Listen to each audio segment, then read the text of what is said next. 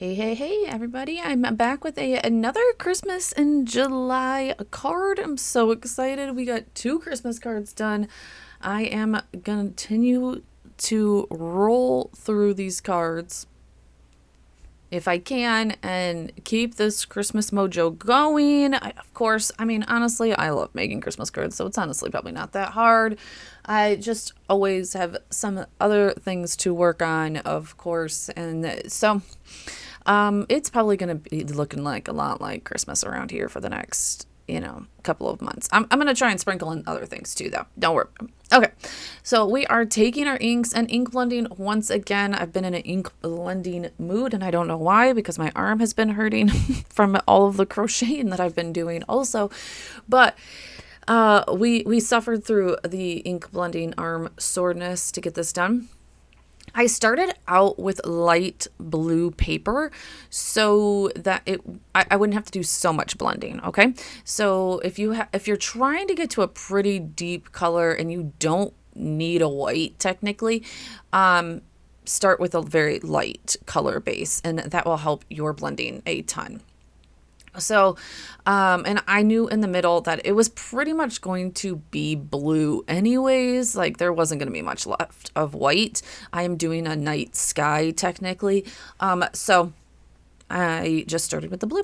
There we go. All right. So here we are. We are blending and we are blending and we are blending, guys. You want to go over it several times to get a good blend. Also, you're going to see very inky fingers. It was just an inky day.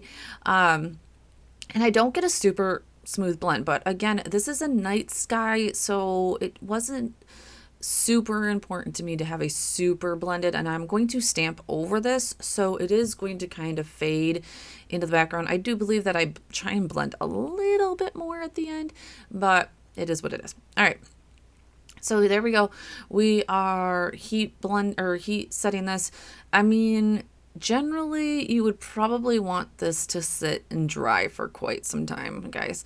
Especially because I'm heat embossing of it. I did have a little bit of color bleed through this. I wasn't too upset about it, but if you want white on top of this, definitely let this dry. I like do this the day before and then go back the next day and do it, and maybe you won't have as much color bleed.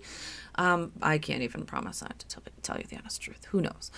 Okay, so yeah, I heat set that just so that I could heat emboss over this. We are going to be taking a older stamp from Brass and Bliss here.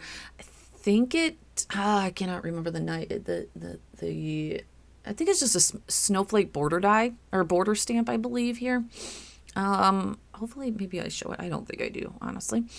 We're going to put that in our Misty. If you have not gotten yourself one of these yet, please do. I will put the link in the comments below. Misties are so important. You can stamp more than once. Every card maker, honestly, I try not to say that this is one of the most important tools to start off with, but honestly, it is probably because it's a pricier one. But if you want to start low budget and you're not quite sure that you're going to start this hobby, start with a mini. I started with a mini. It was great. It was amazing. It was gifted to me. I was just so elated when I got it. And then, yeah, within a few months, I knew I needed to upgrade to the regular Misty.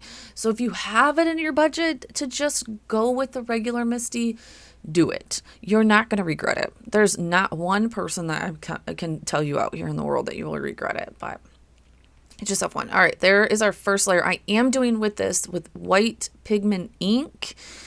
I just think that it helps with the white embossing. Ooh, that stamp is so pretty. Honestly, you could leave it right here. You could leave it right here because that is so pretty. Maybe one or two more layers, but I am heat embossing, so I'm going over that with white embossing powder.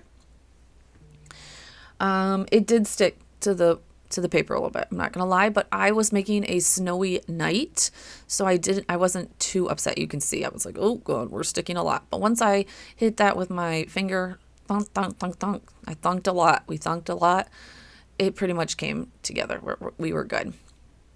So much embossing powder everywhere. And then like I said, we're going to use our heat gun.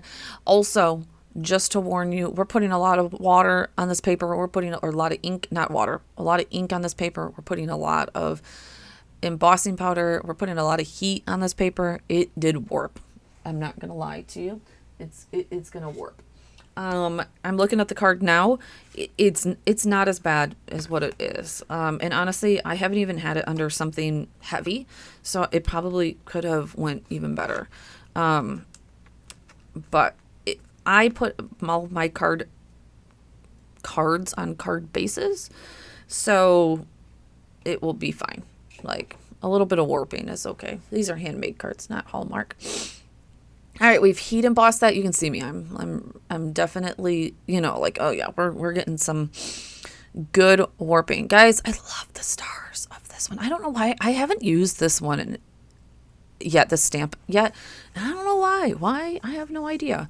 I probably am gonna I think I'm gonna do this card maybe a couple more times. Another good mass producing card, honestly. Okay, we're cleaning our stamp. I don't know why I left that in there for you guys. Sorry. All right, the next thing we're going to do is we are going to cut out our Santa with our reindeer die. I think I cut it out twice. You could go even 3 times so that you can get that little bit of a lift off of. All right, I'm just buffing out it a little bit, removing any little pieces. There we go. There's our Santa with our reindeer. And like I said, I think I just cut this twice. You really don't need to cut it more than that. Using our Barely Arts glue there to put that down. I love these fine tips. But yeah, you could do 3 just to get a little bit more dimension, pretty much is what it would be for. I wasn't too worried about dimension. Okay, now I am trying to figure out what sentiment do I want. I absolutely over obsess of the phrase "May you never be too grown up to search the skies" on Christmas Eve. I love that one. I love it. See, here I am. I'm going through so many good Christmas stamps at Brass and Bliss. Go snarky ones, good ones. Guys, I'm going to warn you, I'm about to cut this. I know it's okay. You can cut your stamps. If it doesn't work for you, cut your stamps. They will go back together. These polymer stamps or whatever they're called will go back together. It's okay. And I'd rather you use your stamps in a way that you like them than not use them at all. Okay. And I wanted some above and some below. Sorry, I might have to take this off screen a half a second. I was probably like trying to line things up. Yeah. And I wanted to make sure it was fitting. I probably should have tested that before I cut the stamp. That's okay though. And we're going to heat emboss again. So honestly, here we go with more heat and everything. So that's why this card, like I said, did get a little warped. But honestly, by the end of it, and if you put these under a good, thick book for a little bit, it will be flat by Christmas. No, mine is practically flat already. All right, so we put our Santa down with our reindeer, and now we're just going to line up our stamp. Again, I'm going to use that white pigment ink for my heat embossing. Oh, and do not forget your anti-static powder. Guys, don't forget that anti-static powder. It works dreams, especially when you've been using this much ink on your card. And you can see, honestly, as I put more stuff on the card to deter you from my not so great blending, and as the ink melds into the paper, you barely even notice it, right? You don't sit there and literally fret about your ink blending. Also, probably should have done the heat embossing before I put the Santa on there. Just another tip. Take it from me, but honestly, it didn't matter too much. It really didn't. And you got to remember, we are using white, so if there's a little speckles, it's snow.